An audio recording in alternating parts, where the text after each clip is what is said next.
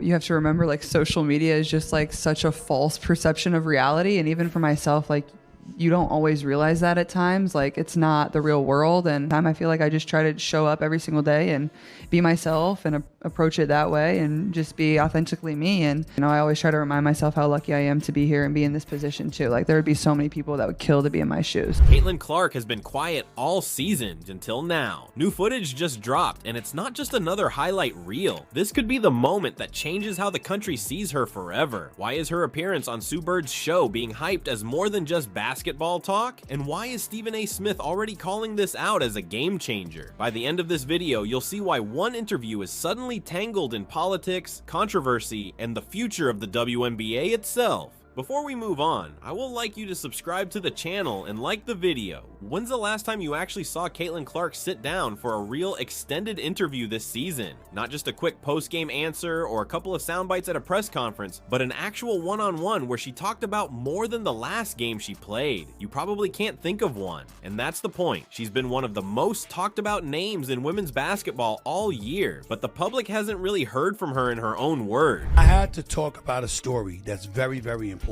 Caitlin Clark has done for the women's NBA what Michael Jordan once did for the NBA.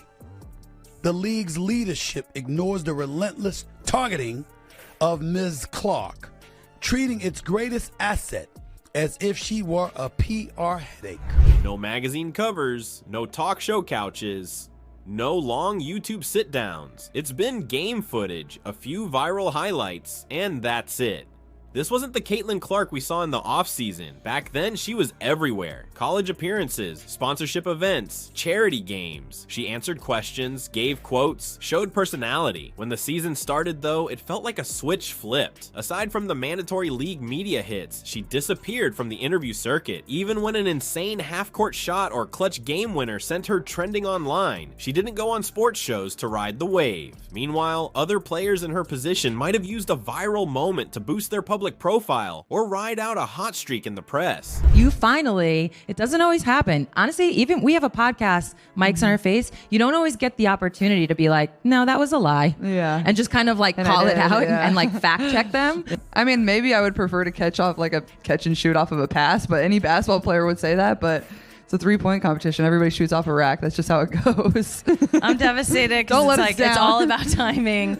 And, you know, you have just told the first half of the joke, and now it's like been 5 minutes, and it's just no one cares. Yeah, no one fucking cares. And then, out of nowhere, here comes this perfectly lit, high-quality footage of her in a more open setting, and a teaser for a conversation with Sue Bird. It wasn't a random live stream or phone video. It looked staged to make an impact. This thing didn't just fall out of the sky. The promo clip even pushes the line from the logo to the microphone. And for people who followed her career, that felt loaded. It's playing off her shooting range, but also hinting at a shift into a different arena. Talking, explaining, opening up. Think about the timing. Her season's been a grind. She's been playing through a groin injury that's kept her from looking 100%. The team's been in the middle of the standings. There have been national debates swirling around her about her play style, whether she's overhyped, how she fits with her teammates. Now, suddenly, here's this clean, polished moment putting her back in control of her narrative. We've seen this kind of thing before. An athlete goes quiet for months, then shows back up in one carefully chosen moment that reframes their image. It's worked for stars in other sports. Tiger Woods after certain scandals, Serena Williams when she wanted to speak on motherhood or equality. The first appearance after silence always hits harder. The reaction came fast too. Fans who saw the teaser immediately started speculating about what she might say. Was she going to address the rough patches in her season? Was she going to talk about the injury? Or was there something bigger? A message about her future, her vision for the game, maybe even a shot at critics? People began dissecting the still images, her body language, the setting. Some were treating it like a movie trailer.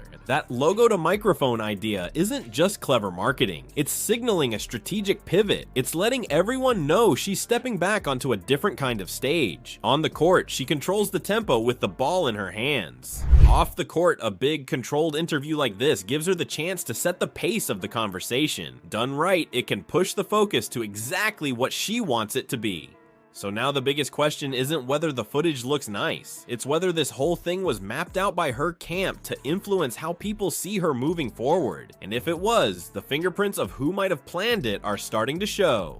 That trail leads to the person who's quietly become one of the most influential figures in her career so far. What if that new Caitlin Clark footage isn't just about basketball? What if it's part of a bigger move and the court is only half the story? The timing, the rollout, the reaction, it all points to something that feels less like a casual media moment and more like a coordinated play. And that's where the name Aaron Caney comes in. He's not a player, he's her agent, and the word going around is that he's been pushing this narrative hard, not just letting it run its course, pumping it out, raising eyebrows, making sure every possible point of controversy gets air. Now, when someone in the sports world strategically leans into controversy, you know it's meant to do something other than vanish. It's meant to get people talking in all the places that actually move public opinion. On sports shows, on social media, even on political talk segments. And sure enough, Stephen A. Smith has already jumped on it, not just in the usual way where he debates stats or rankings, but with the kind of warning that makes you realize he thinks this story could spill way past basketball. He flat out said, the WNBA better watch this. Because in his eyes, if someone like Donald Trump grabs onto this idea of Caitlin Clark as a victim, that base could come storming into the conversation, and then it's not just a sports thing anymore. And he's not wrong about that chain reaction. One viral clip leads to a conversation on ESPN. That conversation prompts commentary from political voices. Then someone ties it to national hot button stuff like fairness, identity, and what athletes represent in the culture right now.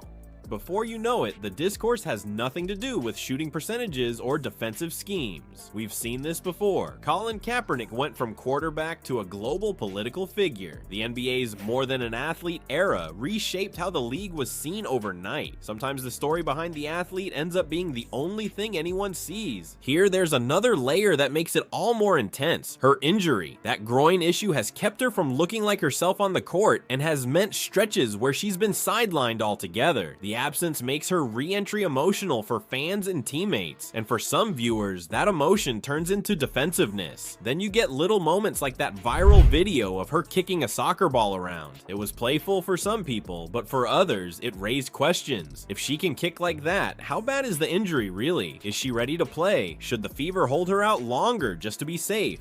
The Fever's record means they can afford to be careful, and they've been doing exactly that. But all this caution, all this focus on her condition feeds right into the suspense around when she'll be back at full speed. And that only adds to the weight of any public appearance she makes right now. Which brings us back to this footage. Whether Aaron Caney mapped it all out or it's just falling into place perfectly, it's carrying more baggage than a normal player interview ever would. It's not just fans watching, it's media personalities, political commentators, league executives. Every word, every shot, every framing choice is going to be dissected. So now the spotlight on Caitlin Clark isn't just about what she'll say in a conversation with Sue Bird. It's about who takes that conversation and runs with it. That's the power of these moments in modern sports. They can change lanes from basketball to politics to pop culture in a matter of hours, and sometimes that's exactly the point. This isn't just about Caitlin Clark telling her story. It's showing how an athlete's image can be built up on purpose and then twisted by forces she doesn't control. The same clip meant to boost her can get pulled into debates she never signed up for. When you watch the Sue Bird interview, pay attention to more than her words. Look at how it's shot, how it's marketed, and where it's being shared. That's the real game. The question now is, will this actually change how the WNBA handles politics in the spotlight, or is it just another viral moment waiting to fade?